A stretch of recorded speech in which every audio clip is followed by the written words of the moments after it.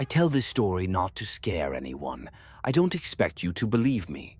I just hope, if one night the full moon shines through the window, you hear a soft knock on the door and a man's voice whispering for food, lock the door, don't answer, don't look outside.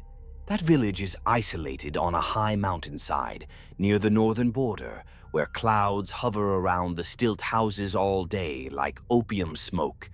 The Hmong people here live by the seasons, by the earth and sky, and by traditional laws that no one dares to break. And among all the teachings passed down from my grandfather until now, there is one that is always repeated every full moon in July.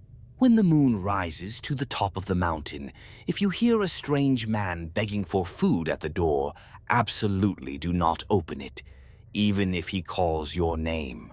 They call that ghost Bay.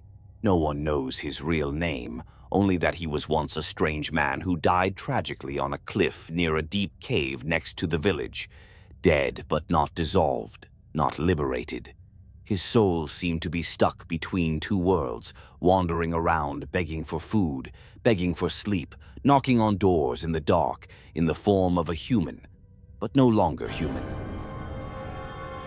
The Hmong people in Taco village have been accustomed to living in the middle of the wild forest and poisonous water for generations.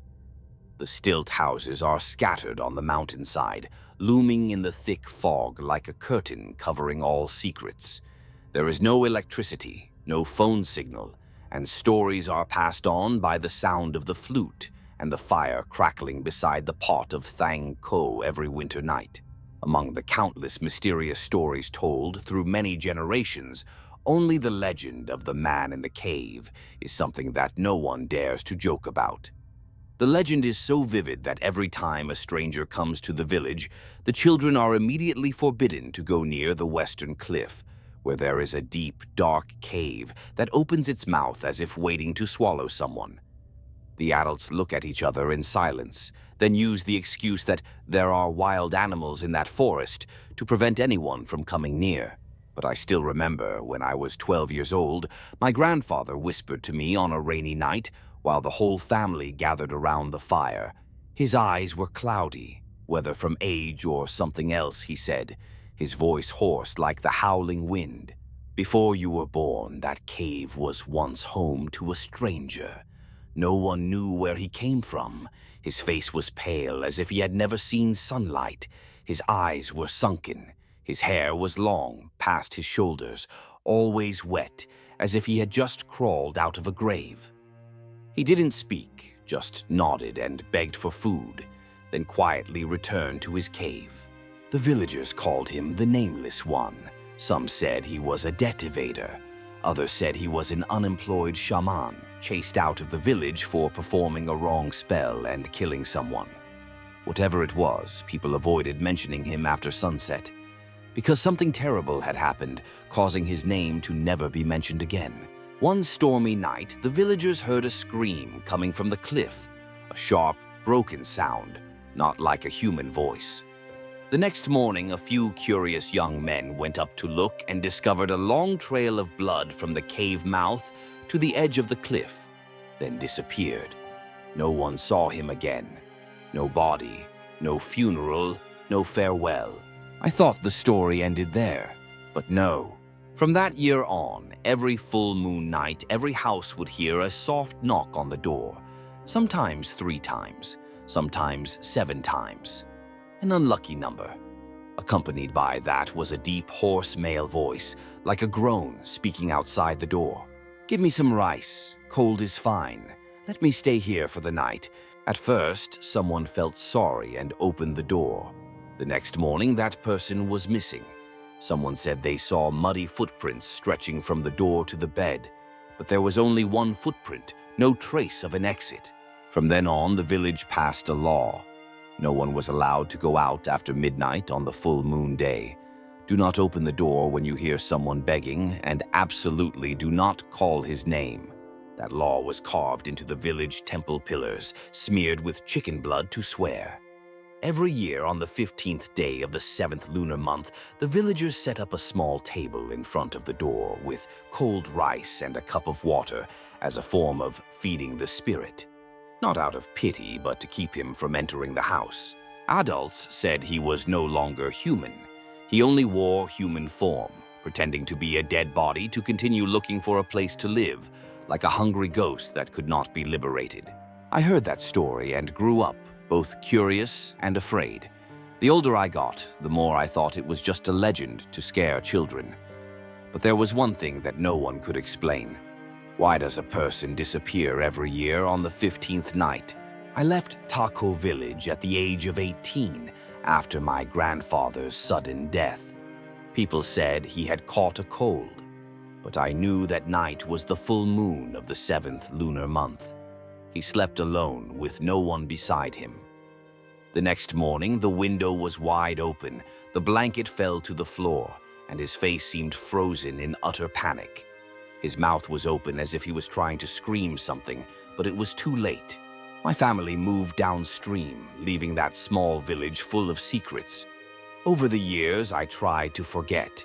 I studied, worked, and immersed myself in the urban world with its bright lights.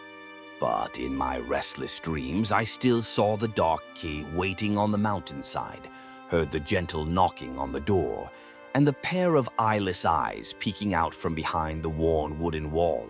That year, I was 32 years old. The rainy season came late. A hurried phone call from my uncle called me back. Someone went missing again on the full moon night. This time, it was Uncle Thao's son. Do you remember the cave? I don't know why, even though I haven't believed in ghosts for a long time, that invitation seemed to have a strange attraction that pulled me back. After nearly 20 years, Taco Village has not changed. It is still the same winding red dirt road, slippery as young mud, leading up the mountainside. It is still the silent old forest, occasionally echoing the strange sound of birds that sounds like human groans. The villagers looked at me with wary eyes, both familiar and distant. A few children looked at me curiously, but were quickly pulled away by adults, as if afraid that I would bring something unclean. I went to burn incense for my grandfather. The incense bowl was moldy green from the humidity, but someone was still quietly changing the water regularly. In the old stilt house, everything was the same as before, except for the strange coldness that wrapped around me like a moldy blanket. I stayed there the first night. Silence. The second night, Uncle Tao invited me to his house for a drink. We sat by the flickering fire with a few village men. Their faces were darkened by the wind and rain, their eyes filled with fatigue. No one smiled. After 3 cups of wine, I blurted out, "The missing person this year is your nephew?" Uncle Tao nodded, his lips pressed tightly together as if trying to hide his trembling. Another person whispered. He opened the door, thinking it was someone he knew. A chill ran down my spine. The air suddenly felt heavy as if it were a stone. Someone he knew? Who? I asked, my voice low. No one answered. There was only the sound of firewood cracking in the stove. Uncle Tao stood up, took out a torn loincloth and a blackened silver necklace from the corner of the house, and showed them to me. Found them outside the door the next morning. I recognized the boy's clothes, but there was something clinging to the fabric, slimy and smelly like old blood. We didn't dare report it to the authorities. No one believed us. They came and then went back. But the villagers knew he was back. Uncle's voice choked. I looked out the door. The moon was almost full. Tomorrow was the full moon. The next morning, I decided to do something no one in the village dared to do. I would sleep in my grandfather's house, alone, on the night of the full moon. Not because of courage, but because I needed to know what was haunting this village. I wanted to break this cycle of death, if it really existed.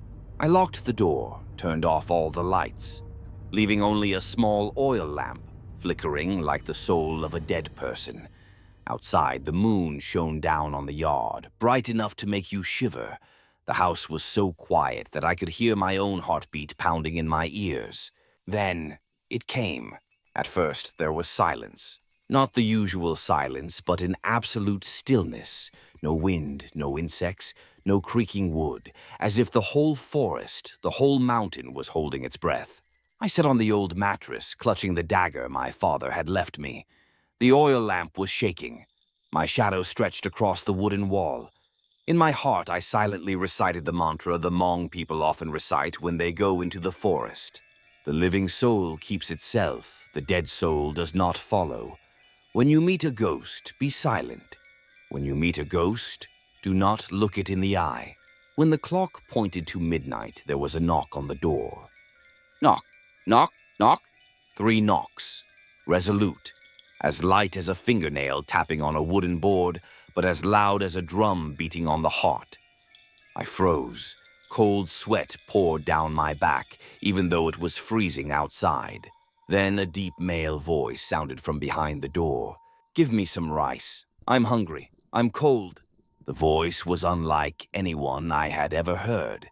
It was hoarse, distorted in every syllable as if his throat had been crushed, and sounded uneven, like someone learning to speak after years of silence. I bit my lip. I didn't answer. Knock, knock, knock. 3 more sounds. Then the voice rang out again, this time, almost whispering close to the edge of the door. "You're Mr. Pow's grandson. Your grandfather used to let me sleep. You're as kind as your grandfather, right?" I gasped. No one in the village, except for all the people in the house, knew that my grandfather's name was Pow. I had never mentioned it since returning to the village. The oil lamp suddenly went out. I was startled, trying to hold my breath. Darkness enveloped the house. Outside the door, the moonlight fell on the floor, and I saw a shadow standing still, very long, very thin, not moving, no breathing, no footsteps. But the shadow kept getting longer, longer, as if it was crawling through the crack in the door. I jumped up, about to rush to bolt the door again, when it cried out, no longer a human voice. "I am hungry. I haven't eaten since I was thrown out of the cave." The sound was no longer a begging sound. It was a hoarse scream and hissed through clenched teeth. The knocking turned into a pounding sound, as if someone was using their head, their shoulder to push. Boom, boom, boom! The door bent as if it was about to break. I backed away, my back hitting the wooden wall. Then a hand came through the crack in the door, pale, long, with nails as black as coal groping in the air. I wanted to scream, but I couldn't. Then suddenly everything went silent. The hand disappeared. The sound of beating stopped.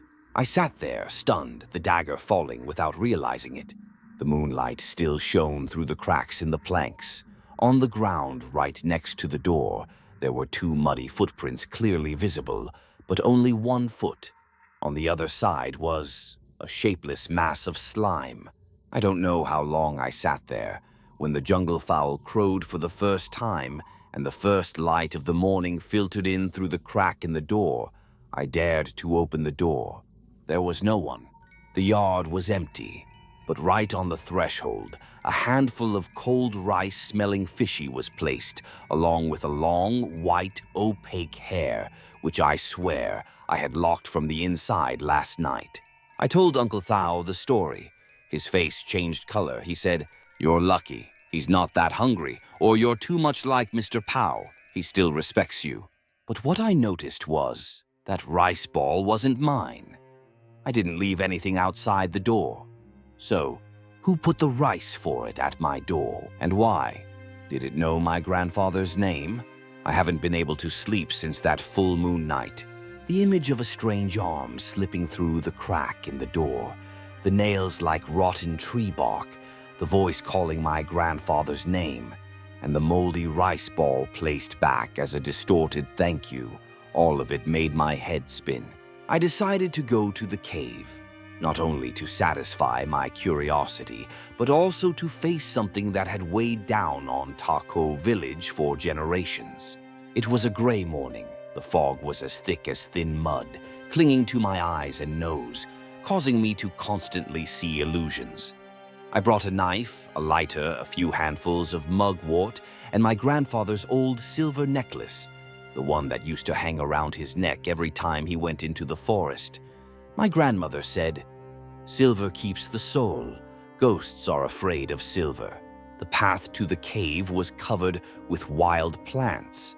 The villagers had intentionally let it grow thickly, as if to hide a wound that had never healed. I had to use my knife to cut through the slimy vines, the strong smell of rotting wild plants rising like a long-dead snake. When I reached the cave entrance, the sun was high in the sky. The cave lay across the cliff, its mouth open like a hungry beast. From deep inside came a cold breath that was not from the wind. I stepped in, the light receding behind me as if it was being suffocated. The flashlight in my hand flickered, sometimes bright, sometimes dark, even though the batteries had just been replaced. The first few meters, the cave was only rock and sand, but then I saw fingernail marks scratching the wall, very deep. The stone wall was torn into pieces. In some places, it looked like someone had tried to crawl back out, but was pulled back. I knelt down to shine the light and saw a small piece of bone, long and sharp like a finger joint, yellowed and cracked, clearly not from a wild animal. The deeper I went, the stronger the stench became. Not like a corpse, but the smell of human flesh soaked in water for a long time, mixed with mold and mud. I covered my nose, my palms sweating. Suddenly, the flashlight flickered one last time, then went out. Darkness closed in like a black velvet curtain being pulled down by someone. I was about to turn around when a wheezing sound came from deep within the cave. It wasn't the wind. It wasn't the sound of an animal. It was the breathing of something that used to be human, but had forgotten how to breathe. I stood still, a whisper very close. "Why are you here? I don't want to be seen. I'm hungry." I shakily raised the silver bracelet, my mouth stuttering the spell I learned as a child. But then, a cold hand touched my shoulder. I turned around, and I saw it. In the dim light from the lighter that suddenly lit up, a tall, lanky figure appeared, skin sagging like candle wax, deep sunken eyes with no pupils, only two black holes oozing water. Long hair brushing the ground, each strand matted like rotten tree roots. It was in human form, but no longer human. Its mouth opened very wide, reaching to the earlobes, revealing broken teeth, and deep in its throat was something like a small head, with hair, with a human face.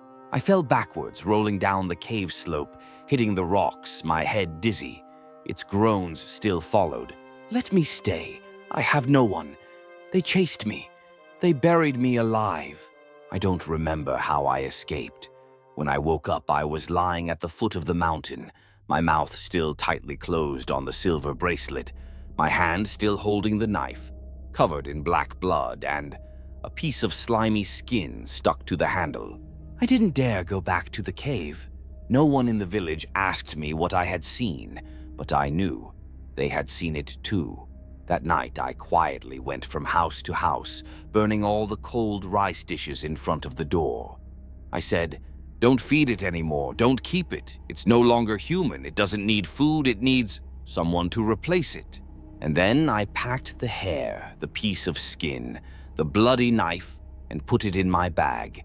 I knew I had to leave the village, but this time not to hide, but to find someone who understood what was going on. In this world, there was definitely more than one such thing. I left the village the next day without saying goodbye, carrying only an old cloth bag containing a dagger, gray hair, a piece of rotten skin, and a single belief. The thing in the cave is not a ghost, it is an untried sentence. I went to Sefine village, where there was a shaman named Ligia who had exorcised a spirit during the smallpox epidemic years ago. When I gave him the things I had taken from the cave, he was silent for a long time. His face was wrinkled like a mountain rock, but his eyes were as sharp as a freshly sharpened knife. He only asked me one question. "In Taco, do you remember the stone pit behind the old village chief's house?" I nodded. That was where people used to throw trash, and over time it became a deep pit, and no one dared to go near it because of the foul smell. Master Lee said, "That pit is not a trash pit. It is a grave for the living." I returned to Taco Village on a drizzly night at the end of the month. The village was dark, no lights, no smoke from the stove. It was as if all the life had been sucked out. I went straight to the old village chief's house, where the stone pit was still there. Weeds had grown wildly, but when I dug up the soil, I found streaks of cement, and underneath, a layer of rotten wooden planks. I used a shovel to remove each plank. The stench was worse than anything I had ever known. And underneath were human skulls, not just one. Dozens. Some had their bindings still on and fingernail marks scratched into the plank lids, proving that they had been buried alive. Among the pile of human bones, I saw a broken bone that had been smoothed, and on the surface of the bone was carved a character with a knife. D. I realized this was the man from the cave. His name was Dua, a man who had come to Taco Village nearly 40 years ago. A Hmong from another place, suspected of being a monster in human form because of his face distorted by illness. The villagers rumored that he ate human flesh, but the truth, according to Mr. Lai, was that he only begged for food and a place to sleep. The villagers beat him, locked him up, and then buried him alive. But there was one thing they didn't know. Inside him was a bone spirit, a kind of soul that does not disappear after death. It is attached to resentment and will exist until someone replaces it. I looked at the burial pit, at the pile of white bones, then looked up at the night sky. The moon was gradually full. I understood why it came to my house, because I was Pow's blood, the only person who had ever given him a bowl of rice and a blanket. I understood why it hadn't killed me, because it was waiting for me to complete what no one had done: dig up the grave, expose the body to the light, so that the crime would no longer be hidden. 3 days later, I called the whole village. In front of them, I pointed down at the pit and said clearly, "This is a crime, not by demons, but by the hands of living people." Everyone was stunned. Some sat down on the ground and cried. The elderly trembled. Children clung to their mother's skirts, not understanding what was happening. Then, the wind blew through the village. Strangely, for the first time in decades, the wind blew through the valley without carrying the smell of decay. And that night, no one heard the knocking on the door again. I returned to the cave one last time, bringing a bundle of incense, a bowl of white rice, and a silver bracelet. I said loudly, "I've done it. No one else has to take my life. You can go now." And I saw, in the thin mist in front of the cave, a shadowy figure standing, but the face was no longer distorted. The eyes were no longer sunken. He smiled, then dissolved into mist. I left Taco Village that year. No one saw me off, but no one hated me anymore. Every year, on the 15th day of the first lunar month, the villagers set up a small altar by the stone pit, lit incense, and called out the name that had been forbidden for 40 years, Mr. Dua. They called him the man who died because of misunderstanding, and from then on, no more ghostly legends echoed from the stone cave. There was only one story left, passed down from generation to generation. If you sow injustice, injustice will live longer than your bloodline.